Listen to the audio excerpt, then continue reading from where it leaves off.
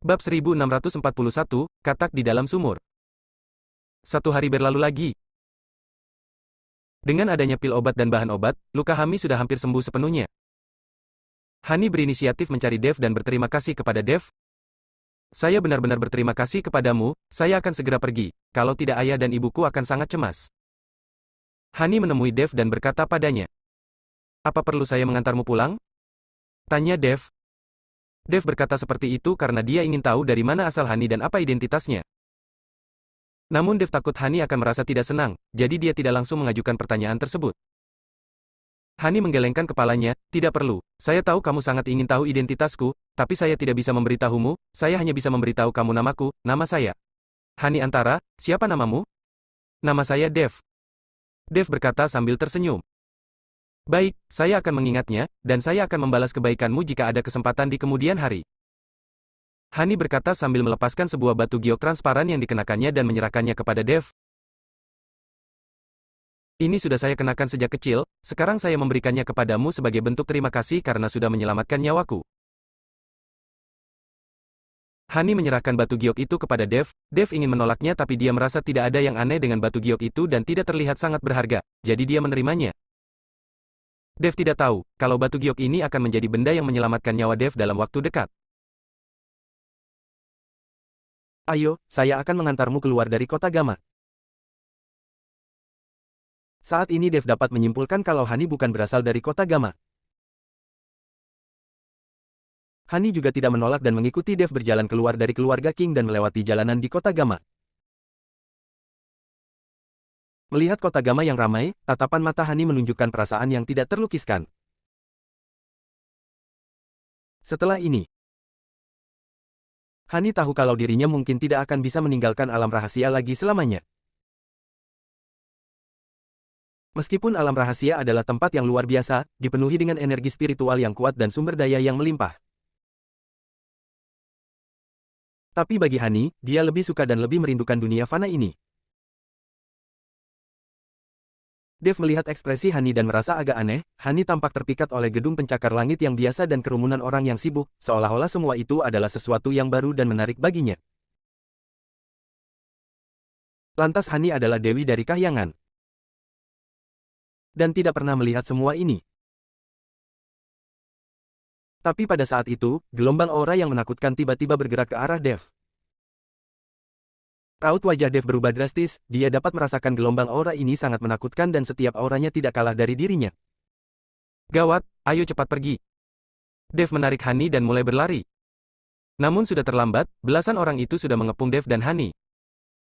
Orang-orang ini memancarkan aura yang seketika menekan Dev dan membuat Dev tidak bisa bergerak. Tatapan Dev dipenuhi dengan keterkejutan, awalnya dia mengira dengan mencapai ranah Grandmaster Guru, walau bertemu dengan ahli yang tak terkalahkan dia juga dapat melarikan diri dengan mudah.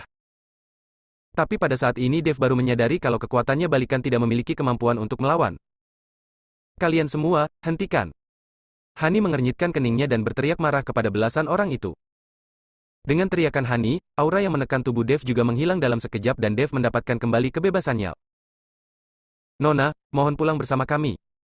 Salah satu di antara mereka berkata dengan penuh hormat pada Hani. Hani mengangguk lalu menatap Dev. Dev, terima kasih. Saat ini Dev tidak menunjukkan ekspresi apapun, saat dia kehilangan kemampuannya untuk bergerak tadi, Dev merasakan pukulan besar di hatinya.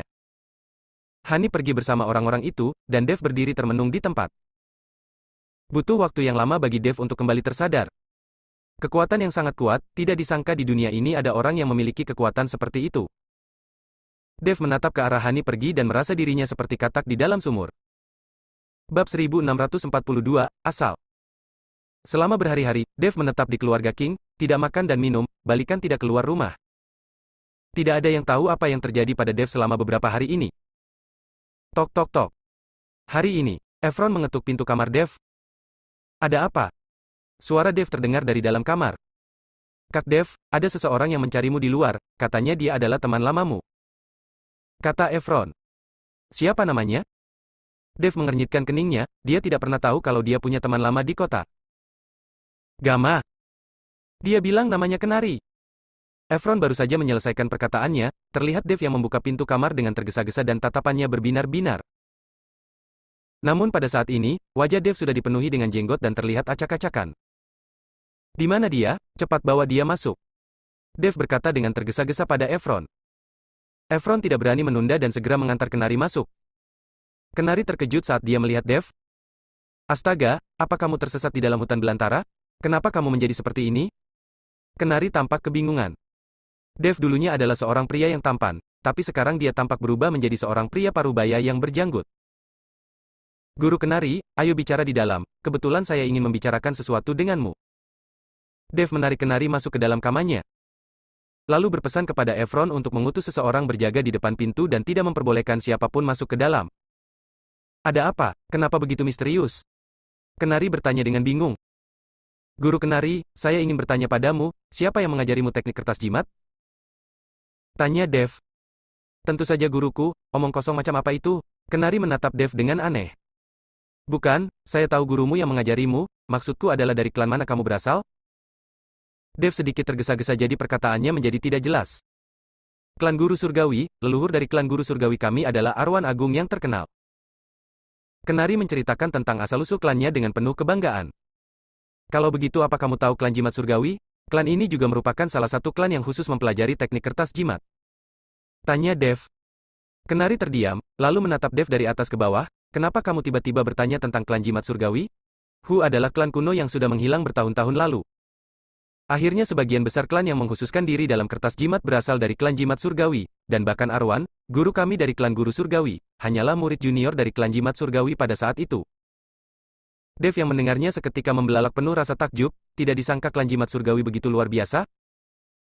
Itu sudah pasti, saat itu ketua klan Jimat Surgawi secara pribadi menggambarkan selembar jimat dan jimat ini menekan para iblis selama ratusan tahun, ini membuktikan betapa kuatnya kekuatan di dalam selembar kertas jimat itu.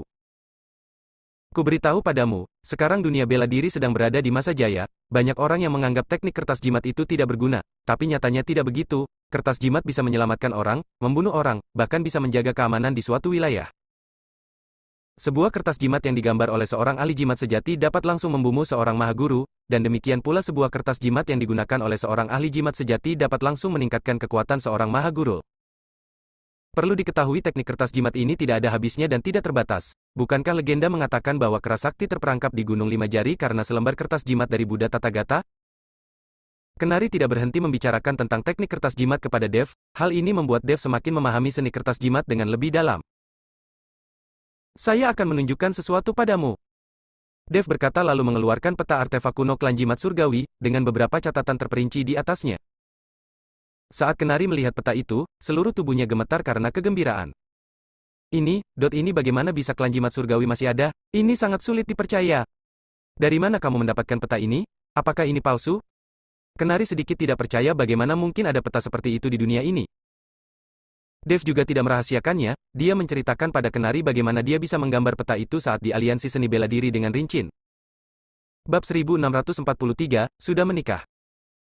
Karena ini berasal dari aliansi seni bela diri, maka tidak mungkin salah, luar biasa, tidak disangka dalam kehidupanku ini saya bisa melihat klan kertas jimat paling kuno. Ayo, kita berangkat sekarang, saya sudah tidak sabar. Kenari menarik Dev dan hendak berjalan keluar. Tunggu sebentar, saya harus merapikan diri dulu. Saat ini Dev terlihat seperti Tarzan, tentu dia harus merapikan dirinya dulu sebelum berangkat. Dev merasa sangat rendah diri dalam beberapa hari terakhir ini, dengan tingkatan ranahnya saat ini akan sangat sulit untuk melangkah maju. Kecuali dia bertemu dengan kesempatan besar, namun kesempatan seperti ini jarang terjadi, dan akan butuh waktu yang lama untuk bisa menemukan kesempatan itu. Jika Dev bisa memahami teknik kertas jimat dan menggambarkan kertas jimat yang memiliki kekuatan untuk menggetarkan segala sesuatu dan melindungi kehidupan, maka kekuatan Dev akan meningkat dengan cepat seperti roket yang meluncur. Pada saatnya dia bisa menggambar sebuah kertas jimat untuk setiap orang di sekitarnya dan dia tidak perlu takut mereka akan diculik lagi. Dev mandi dan menyegarkan dirinya, membuat dia memperoleh semangat dan keberaniannya kembali. Aduh, untuk apa seorang pria dewasa sepertimu menghabiskan waktu dan berdandan berlama-lama seperti seorang wanita, ayo cepat. Kenari sudah tidak bisa menunggu lebih lama lagi dan segera menyeret Dev ke bandara. Guru Kenari, bukankah kamu mengatakan kamu tidak berani kembali ke kota Gama? Kenapa kali ini kamu kembali lagi? Dev bertanya dengan bingung. Arthur sudah mati, apalagi yang saya takutkan, setelah Arthur mati, selain kamu tidak ada orang lain yang mengetahui identitasku. Kenari tersenyum cerah, tampaknya kematian Arthur telah membuat dia sangat bahagia. Keduanya naik pesawat dan terbang menuju kota Haiti.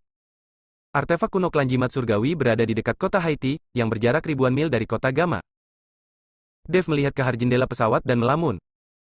Dia ingat saat dia datang ke kota Haiti terakhir kalinya, sepertinya sudah setahun yang lalu, dia datang ke kota Haiti bersama Marco untuk masalah lembah Palem. Entah bagaimana kabar Marco dan Stella sekarang. Dev melihat keluar jendela dan tersenyum tipis. Dev sudah jarang melibatkan keluarga Wijaya lagi sejak kekuatannya semakin kuat. Dev tidak ingin keluarga Wijaya terlibat karena dirinya sendiri. Karena bagaimanapun keluarga Wijaya hanya sebuah keluarga bisnis biasa, walau mereka memiliki beberapa Great Grandmaster tapi mereka juga tidak lebih dari pengawal rumah. Saat benar-benar terjun ke dunia bela diri, beberapa Great Grandmaster benar-benar tidak ada artinya. Tuan Dev, Tuan Dev. Di saat Dev sedang melihat keluar jendela dan melamun, tiba-tiba terdengar suara yang tidak asing. Dev segera menoleh dan seketika tercengang, Marco, apa yang kamu lakukan di sini? Dev sangat senang, dia baru saja memikirkan anak ini dan sekarang malah bertemu dengannya. Tuan Dev, ternyata ini benar-benar kamu. Tadi saat Stella mengatakan itu adalah kamu saya. Masih tidak percaya? Marco terkejut saat melihat Dev, lalu dia melambaikan tangannya ke arah tempat duduk yang berada tidak jauh dari sana. Segera, Stella berjalan menghampiri, namun saat ini perut Stella sudah jauh lebih besar dan jelas sedang hamil. Tuan Dev, saya melihat sosok yang sangat mirip denganmu jadi meminta Marco memastikan, ternyata benar-benar kamu. Stella juga berkata dengan wajah bahagia. Dev melihat perut Stella dan tampak sedikit kaget, kalian berdua sudah menikah? Marco mengangguk, benar, sudah menikah, bisa dibilang menikah karena kehamilan, kali ini kami kembali ke kota Haiti juga untuk melangsungkan pernikahan di sana. Stella tersipu malu dan memuslukkan kepalanya sedikit, bagaimanapun juga para wanita pasti akan malu jika hamil di luar nikah. Hahaha, bagus sekali, kalian ini memang pasangan yang serasi. Dev tertawa terbahak-bahak karena gembira. Tuan Dev, apa yang membawamu ke kota Haiti? Marco bertanya dengan penasaran. Karena kota Haiti bukan kota besar dan juga tidak banyak tempat wisata, jadi hanya sedikit orang yang pergi ke sana untuk bersenang-senang. Bab 1644, Cara Mengatasi. Saya sedang menemani teman untuk melakukan sesuatu. Dev berkata sambil tersenyum tipis. Dev, ini temanmu? Kenari yang ada di samping bertanya. Benar, Dev mengangguk lalu memperkenalkan kepada Marco dan Stella, ini adalah Guru Kenari. Halo, Guru Kenari. Halo, Guru Kenari. Marco dan Stella menyapa Kenari. Kenari mengangguk kecil lalu matanya langsung menatap lurus pada perut Stella. Tatapan itu membuat Stella sedikit malu, sedangkan ekspresi Marco sedikit berubah dan dia mengernyitkan keningnya. Jika bukan karena Dev ada di sini, Marco mungkin sudah menghajar Kenari. Menatap lurus ke arah istri orang lain seperti itu, malah mengherankan jika tidak dihajar. Guru Kenari, apa yang kamu lakukan? Dev mendorong Kenari.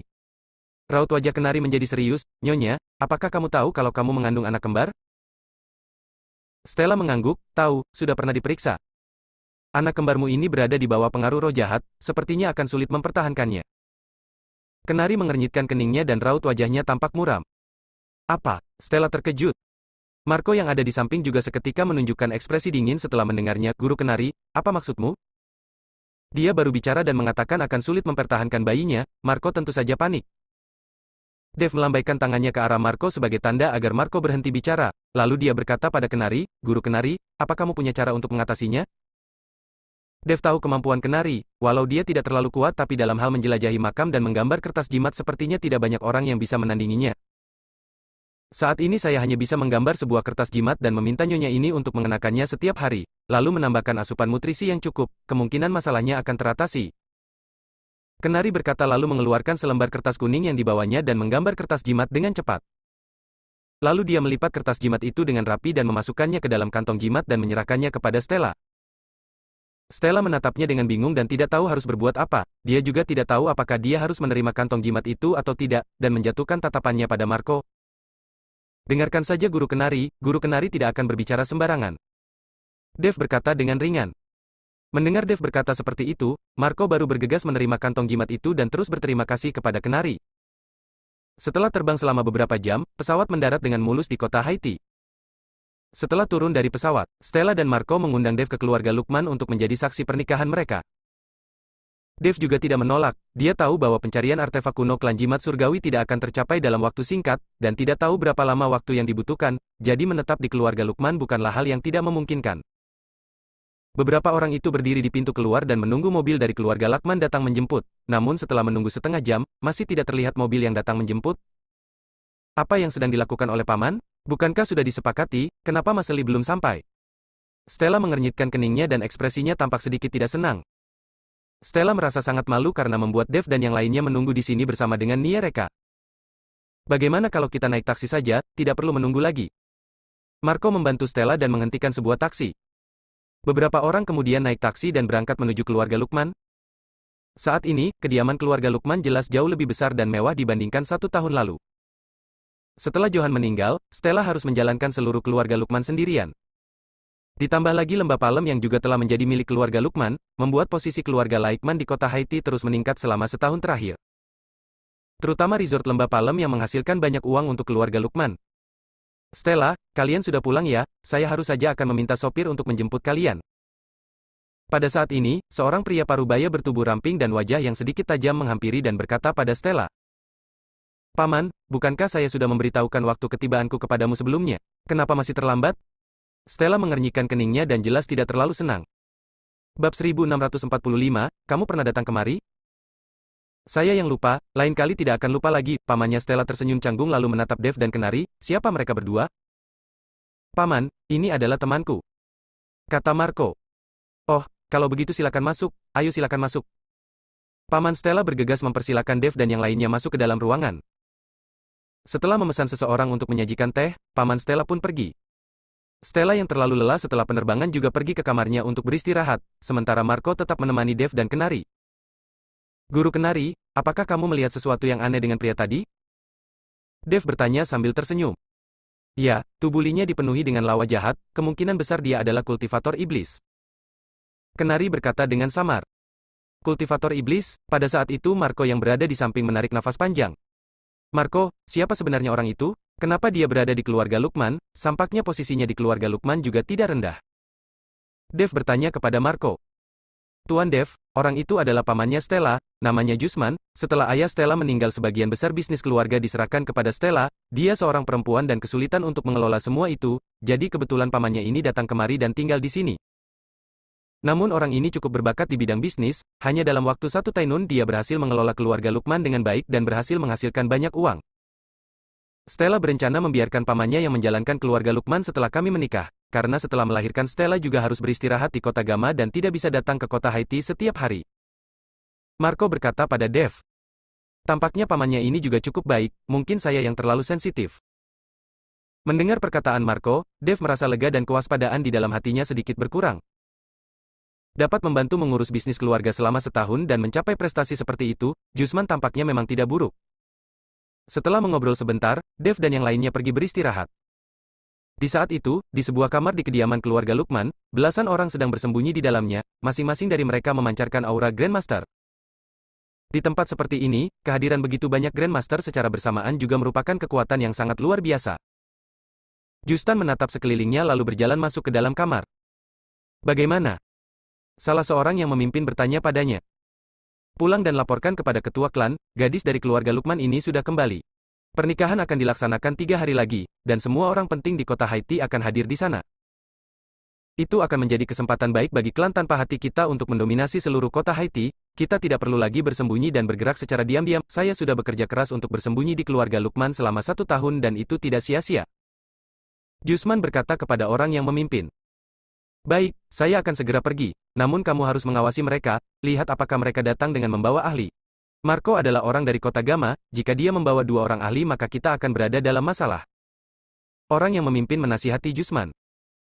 Tidak perlu khawatir, dia membawa seorang pria rua dan seorang pemuda, tidak tampak memiliki kekuatan. Jusman berkata dengan penuh percaya diri. Keluarga Lukan sedang mempersiapkan pernikahan Marco dan Stella, sehingga tidak ada yang menyadari bahwa ada belasan orang yang bertambah di keluarga Lukman. Setelah beristirahat semalam di keluarga Lukman, Dev dan Kenari bangun pagi-pagi sekali. Mereka berencana untuk pergi mencari artefak kuno klan jimat Surgawil. Meskipun memiliki peta yang menunjukkan lokasi secara umum, namun tidak mudah untuk menemukan pintu masuk ke artefak kuno tersebut. Jika pintu masuk itu bisa terlihat dalam sekilas, maka pasti orang lain sudah menemukannya terlebih dulu. Karena Marco harus menjaga Stella, dia tidak bisa menemani Dev dan Kenari. Namun dia mengirimkan sebuah mobil agar Dev bisa menggunakannya sesuka. Mengikuti lokasi di peta, Dev dan Kenari segera tiba di tempat itu. Dev melihat pegunungan yang mengulang tinggi dan lembah di antara 2 pegunungan. Perasaan familiar seketika menghantamnya. Lantas artefak kuno itu berada di lembah Palem? Dev menatap lembah Palem dan merasa sulit percaya. Kamu pernah datang kemari? Tanya Kenari. Iya, 1 tahun yang lalu. Dev mengangguk. Bab 1646, Menindas. Sekarang, seluruh lembah Palem sudah menjadi tempat wisata, penuh dengan wahana permainan dan jauh lebih besar dari setahun yang lalu. Dev meminta sopir untuk menunggu di luar lalu berjalan masuk ke dalam lembah Palem bersama dengan Kenari. Setelah Dev masuk ke dalam lembah Palem, dia langsung menyebarkan kesadaran spiritualnya untuk mencari petunjuk yang berguna. Namun setelah berjalan cukup jauh dia tidak menemukan petunjuk apapun yang bermakna. Hanya ada beberapa ahli bela diri tingkat master yang sedang bermain-main di antara para wisatawan. Namun saat mereka berdua berjalan semakin jauh, wisatawan perlahan-lahan tidak terlihat lagi dan udara menjadi terasa suram dan dingin. Apa yang sedang kalian berdua lakukan?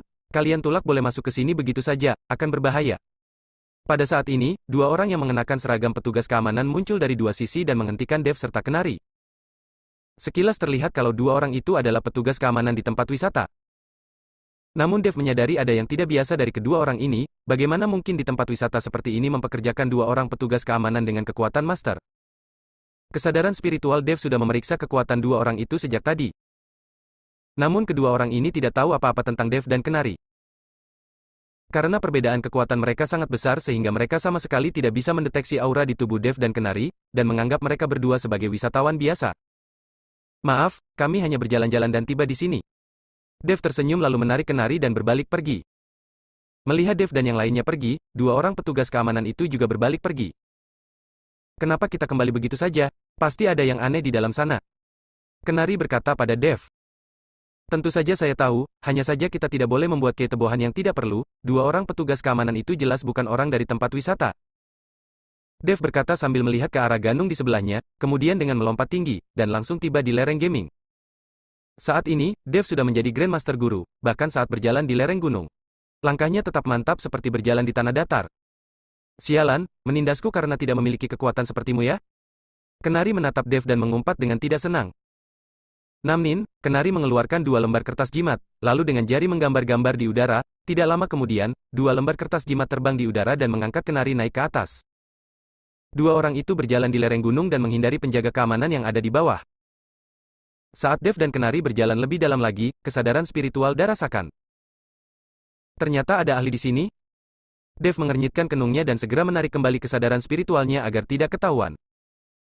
Sepertinya ada beberapa orang yang bersembunyi di dalam sini ya? Kenari juga dapat merasakannya. Ayo kita menyelinap pelan-pelan. Dev dan Kenari menyembunyikan wujud mereka lalu bergerak maju dengan perlahan.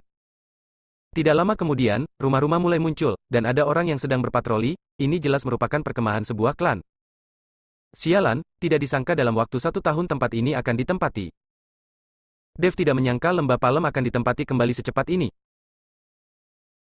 Namun lokasi yang strategis seperti ini pasti diminati oleh banyak klan, jadi menjadi wajar jika ada yang menempati tempat ini. Dan pada saat ini, klan Tanya Hati di dalam lembah Palem, ketua klan dari Han Tanpa Hati sedang menunggu dengan cemas. Tidak lama kemudian, 3 orang yang mengenakan jubah hitam dengan simbol perunggu di dada mereka muncul. Ketua klan Tanpa Hati bergegas menyambut mereka. Bawahan memberi hormat kepada tetua jubah hitam perunggu. Ketua klan Tanpa Hati bergegas melangkah maju dan berhatut di hadapan jubah hitam perunggu. Tidak perlu memberi hormat, bagaimana perkembangan tugas yang telah diserahkan kepadamu? Tanya jubah hitam perunggu. Semuanya sudah selesai, hanya menunggu kehadiran tetua jubah hitam perunggu untuk menjelajati artefak kuno. Ketua klan Tanpa Hati bergegas berkata. Ya, jubah hitam perunggu itu menganggukkan kepalanya. Ternyata setelah Dev mengambil peta artefak kuno klan jimat surgawi, Robin yang mengetahui dirinya sudah dipermainkan segera mengirim orang untuk bersiap menjelajahi artefak itu. Terlebih dulu. Dan klan Tanpa Hati juga telah diatur oleh aliansi seni bela diri untuk menduduki tempat ini. Beberapa lokasi artefak kuno yang penting akan memiliki klan yang disiapkan terlebih dahulu oleh aliansi seni bela diri. Bab 1647, minum secangkir teh. Tidak lama kemudian, 3 orang jubah hitam perunggu membawa beberapa orang klan Tanpa Hati menuju ke pintu masuk Ariela kuno. Sialan, ternyata ada orang-orang dari aliansi sembela diri Kota Gama, bahkan langsung mendatangkan 3 orang jubah hitam perunggu sekaligus. Dev tidak bisa menahan diri untuk tidak mengumpat. Namun dengan kekuatannya saat ini, menghadapi 3 orang jubah hitam perunggu akan sangat mudah, terlebih lagi Kenari juga bersama dengannya saat ini. Apa yang harus kita lakukan? Kenari bertanya pada Dev. Dev mengemitkan keningnya, lalu berpikir sejenak. Apakah menurutmu, artefak kuno klan jimat surgawi ini akan berbahaya di dalamnya? Dev bertanya pada Kenari. Apa ini perlu ditanyakan lagi? Tentu saja, klan seperti ini akan memasang berlapis-lapis perangkap sebelum akhirnya mustahil. Bisa saja tidak mendapatkan apapun di dalam dan kelulangan Uyawa. Kenari berkata dengan muram. Baiklah kalau begitu maka kita tunggu saja, dengan kekuatan 3 jubah hitam perunggu itu mungkin tidak cukup bagus untuk mendapatkan apapun dari artefak kuno itu, kata Dev. Jadi kita tunggu saja seperti ini? Kenari bertanya dengan sedikit tidak senang sambil melihat ke arah tebing. Lalu kalau tidak harus menunggu seperti apa? Dev tercengang. Tentu saja turun dan menunggu sambil minum teh, kamu tidak mungkin takut pada semut sinut yang ada di bawah, bukan? Kenari tertawa. Seluruh klan tanpa hati bahkan tidak memiliki master guru, hanya ketua klan tanpa hati yang mencapai puncak rana Great Grandmaster. Dengan kekuatan seperti itu, jangankan Dev, bahkan Kenari juga dapat mengatasinya jika Dev turun tangan, maka itu seperti membunuh nyamuk dengan pesawat tempur. Dev tersenyum pasrah dan hanya bisa menganggukkan kepalanya. Dua orang itu melompat turun dari udara dan mendarat dengan keras di klan tanpa hati. Siapa kalian? Pada saat itu, beberapa anggota klan tanpa hati yang sedang berpatroli melihat ada yang menyusup masuk bergegas menghampiri dan mengepung Dev serta Kenari. Dev dan Kenari bahkan tidak melirik antek-antek klan tanpa hari itu. Ternyata lingkungan di sini tidak buruk. Kenari berkata sambil melihat sekelilingnya. Hanya saja tidak tahu apakah teh di sini sesuai dengan seleramu. Dev tersenyum. Sesuai atau tidak, tinggal dicoba saja bukan? Kenari berkata lalu berjalan lurus ke kedalaman klan tanpa hari. Dev mengikuti di belakangnya dan berjalan masuk ke dalam bersama-sama. Kelakuan kedua orang itu membuat para antek klan tanpa hati tercengang. Berani-beraninya menerobos masuk ke dalam klan tanpa hari, bahkan berani bersikap begitu liar. Salah seorang anggota klan tanpa hari tidak tahan lagi melihat hal ini, dengan sebilah pisau lebar di tangannya dia menerjang ke arah Dev dan yang lainnya. Anggota klan tanpa hati lainnya juga bergegas menyerang Dev dan Kenari. Dev dan Kenari bahkan tidak menghentikan langkah mereka dan terus berjalan maju. Terlibat Dev yang melambaikan tangannya, sebuah aura yang tidak tertandingi menyapu mereka seperti angin topan. Dalam sekejap anggota klan tanpa hati itu langsung terhempas sejauh ratusan meter, satu persatu jatuh ke tunnels, ada yang mati ada juga yang terluka. Tidak lama kemudian, Dev dan Kenari tiba di aula utama klan tanpa hati. Pada saat itu, ketua klan tanpa hati sedang menunggu kabar dari 3 jubah hitam perunggu bersama dengan para petinggi di klan. Melihat ada yang menerobos masuk secara tiba-tiba, ketua klan tanpa hati mengernyitkan keningnya. Siapa kalian? Beraninya menerobos masuk ke dalam klanku? Apakah semua penjaga di luar sudah mati? Ketua klan tanpa hati berteriak keras. Dev tidak berbicara, sementara Kenari menyapu sekelilingnya, menemukan beberapa petinggi klan tanpa hati sedang duduk di kursi mereka dan di hadapan mereka terdapat teh yang baru saja diseduh. Kenari berjalan ke arah salah sang petinggi klan tanpa hari. Petinggi klan tanpa hatiin segera bangkit berdiri dan menatap Kenari dengan waspada. Apa yang ingin kamu lakukan? Petinggi klan tanpa hati itu mengernyitkan keningnya dan aura di tubuhnya mulai meningkat. Saya hanya ingin minum teh, untuk apa kamu begitu tegang? Kenari berkata lalu mengulurkan tangannya dan langsung mencengkeram kera petinggi klan tanpa hati itu lalu melemparkannya keluar dengan santai. Bab 1648, ada yang melayani. Bam! Petinggi klan tanpa hati itu menghantam dinding dengan keras, memuntahkan seteguk darah dan langsung mati tak bernafas. Hal ini membuat semua orang tercengang dan menatap kenadak prenya. Perlu diketahui bahwa mereka para petinggi klan tanpa hati setidaknya memiliki kekuatan Great Grandmaster tingkat 5 ke atas, tapi sekarang dia langsung terbunuh dengan lemparan santai dari orang lain. Pada saat ini semua petinggi klan tanpa hati bangkit berdiri dan tubuh mereka gemetaran. Sedangkan raut wajah ketua klan tanpa hati tampak menjadi jelek. Kenari mengambil tehnya dan menyesapnya dengan ringan lalu mengangguk dan berkata, lumayan, teh yang bagus, teh Biluocun berkualitas bagus, ayo kamu coba juga. Kenari melambaikan tangannya pada Dev. Dev berjalan menghampiri, seorang petinggi klan tanpa hati yang melihat itu bergegas menyerahkan tempat duduknya tanpa menunggu Dev bergerak. Dev dan Kenari duduk bersebelahan dan menyeruput tehnya dengan tentang. Dan orang-orang klan tanpa hati itu berkeringat dingin, jantung mereka sudah hampir berhenti berdetak karena ketakutan. Siapa sebenarnya kalian? Ketua klan tanpa hati bertanya dengan hati-hati. Piak. Suara itu langsung terdengar. Terlihat Dev melambaikan tangannya dan sebuah energi langsung menamparkan wajah ketua klan tanpa hati. Kamu tidak layak mengetahui siapa kami. Dev menatap ketua klan tanpa hari itu dengan dingin. Hal ini membuat ketua klan tanpa hari itu seketika terdiam. Rasanya sedikit lapar, cepat siapkan makanan. Kenari menyesap tehnya lalu berkata kepada ketua klan tanpa hati. Baik.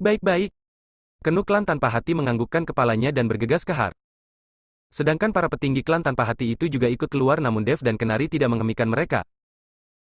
Setelah keluar dari aula utama, orang-orang klan tanpa hati itu baru bernafas lega. Ketua, apa yang harus kita lakukan? Kedua orang itu terlihat sangat kuat, mereka pasti master guru. Seorang petinggi klan tanpa hati bertanya.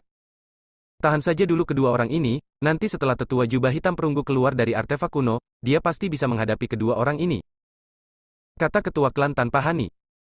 Tidak lama kemudian, hidangan mewah pun disajikan, Dev dan Kenari mulai makan dan minum.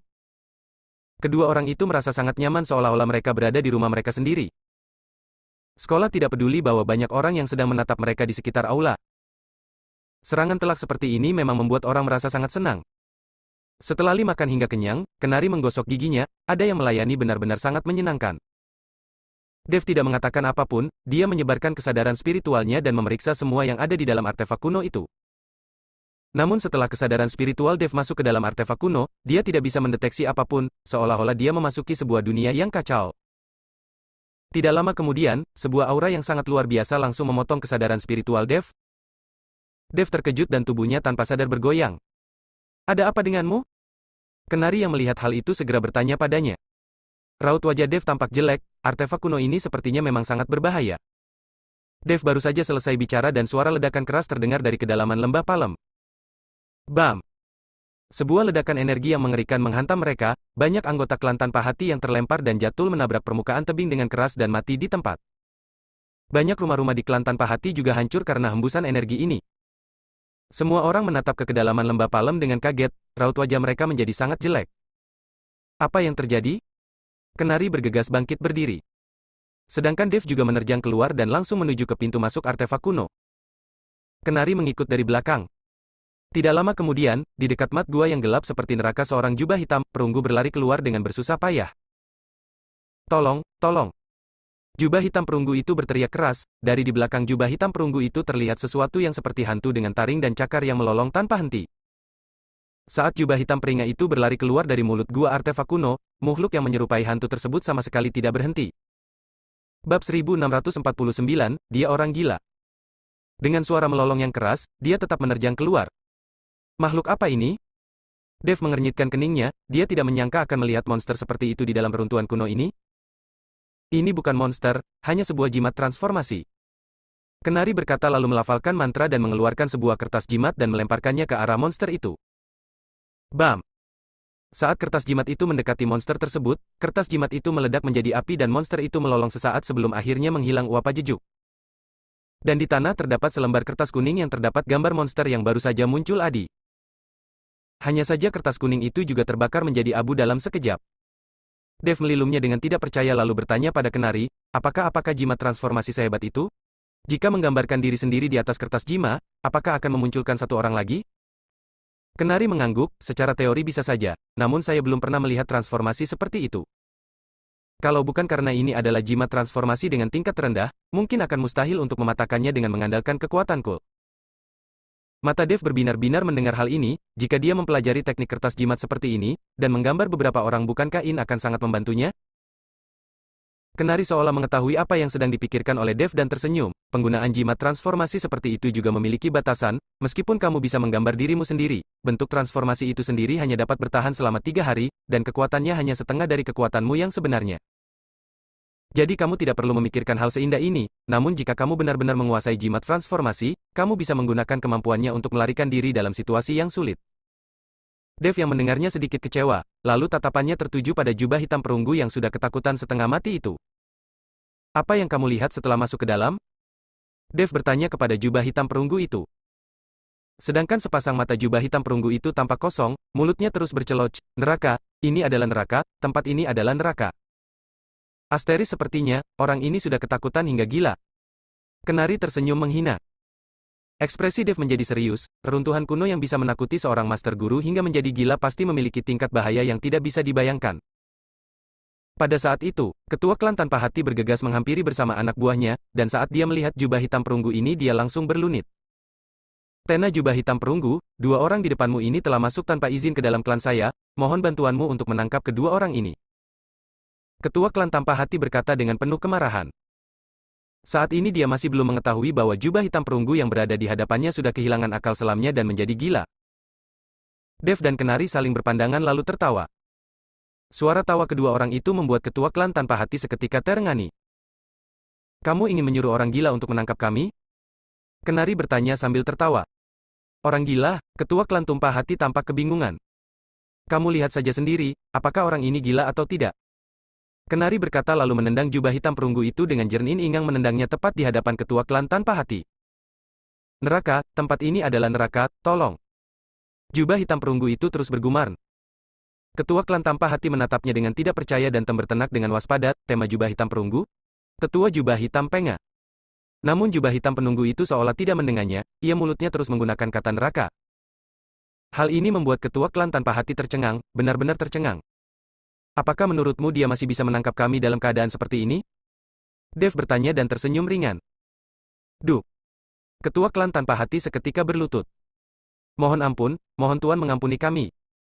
Anggota klan tanpa hati yang lainnya juga langsung berlutut. Kalian semua merupakan orang dari aliansi seni bela diri Kota Gama, menurutmu apakah saya akan mengampuni kalian? Dev berkata dengan ekspresi muram. Selama mereka adalah anggota aliansi seni bela diri Kota Gama, Dev tidak akan melepaskan satu orang pun. Bab 1650, Pengikut. Dia akan melawan aliansi seni bela diri Kota Gama hingga titik darah penghabisan. Setelah berkata, Dev melayangkan tamparannya ke arah kepala jubah hitam perunggu itu dan langsung meledakkannya. Meskipun jubah hitam perunggu itu sudah gila, Dev tidak akan melepaskannya. Para anggota klan tanpa hati yang melihat itu seketika bersujud. Tuan, kami bukan anggota aliansi seni bela diri Kota Garna, kami bukan. Ketua klan tanpa hati menjelaskan dengan putus asa. Bukan, kalau bukan kenapa kalian mendengarkan perintah dari orang-orang berjubah hitam ini? Tanya Dev. Itu karena Ketua Arthur dari aliansi seni bela diri menemukan kami dengan penanda tanda dan memerintahkan kami untuk pindah ke sini. Kata ketua klan tanpa hati. Arthur sudah mati, dan kalian masih belum tahu, lalu token penanda apa yang dimilikinya sampai kalian begitu takut padanya? Dev bertanya dengan heran. Saya pernah melihat token penanda itu adalah penanda token yang dibawa oleh Ergon pemimpin kultivator iblis 20 tahun lalu, token penanda ini bisa memanggil seluruh klan kultivator iblis di seluruh Arunika, hanya saja saya tidak tahu mengapa itu bisa ada di tangan Arthur. Tapi sekarang Arthur sudah mati, entah di mana keberadaan token penanda itu, klan kultivator iblis akan tercerai-berai ke depannya dan tidak akan ada yang bisa menggerakkannya. Kenari menjelaskan kepada Dev. Dev yang mendengarnya tiba-tiba tersenyum, tidak masalah kalau token penanda itu sudah hilang, saya bisa memunculkan Ergon. Dev berkata lalu membuka cincin penyimpanan dan sebuah kabut hitam langsung muncul. Kabut hitam itu kemudian membentuk sosok manusia dan ini adalah Ergon yang sudah berubah menjadi roh spiritual. Melihat pemandangan ini, Kenari sedikit tercengang, dia tidak pernah tahu kalau Dev membawa roh spiritual Ergon di dalam tubuhnya. Bukankah Ergon sudah mati? Sedangkan ketua klan tanpa hari itu sangat bersemangat saat melihat Ergon. Tuan Dev. Ergon yang muncul segera memberi salam dengan hormat kepada Dev. Sekarang semua yang dia miliki berada di tangan Dev, jadi dia hanya bisa menuruti Dev. Coba kamu lihat orang-orang ini, apakah mereka ini pengikutimu? Dev bertanya pada Ergon. Ergon melirik sekilas orang-orang dari klan tanpa hati dan bertanya, dari klan mana kalian berasal? Jawab leluhur, kami dari klan tanpa hati. Ketua klan tanpa hati segera menjawab. Klan tanpa hati. Ergon mengernyitkan keningnya, saya ingat leluhurmu tidak memiliki kekuatan seperti ini? Ketua klan tanpa hati berkata dengan canggih, jawab leluhur, di saat itu banyak kultivator iblis yang dibunuh, hanya sebagian yang tersisa dan kekuatan kami saat ini sudah merupakan yang terbaik di antara klan kultivator iblis. Ergon yang mendengarnya hanya bisa menghela nafas dan berkata, dengarkan saya, kedepannya kalian harus tunduk pada Tuan Dev dan mengikuti perintahnya. Siap laksanakan. Ketua klan tanpa hati terus bersujud sebagai tanda setuju. Perkataan dari leluhurnya akan lebih kuat daripada sebuah token penanda. Tuan Dev, jika kamu bertemu dengan klan kultivator iblis di masa depan, biarkan saja saya yang turun tangan. Ergon berkata kepada Dev dengan nada merayu.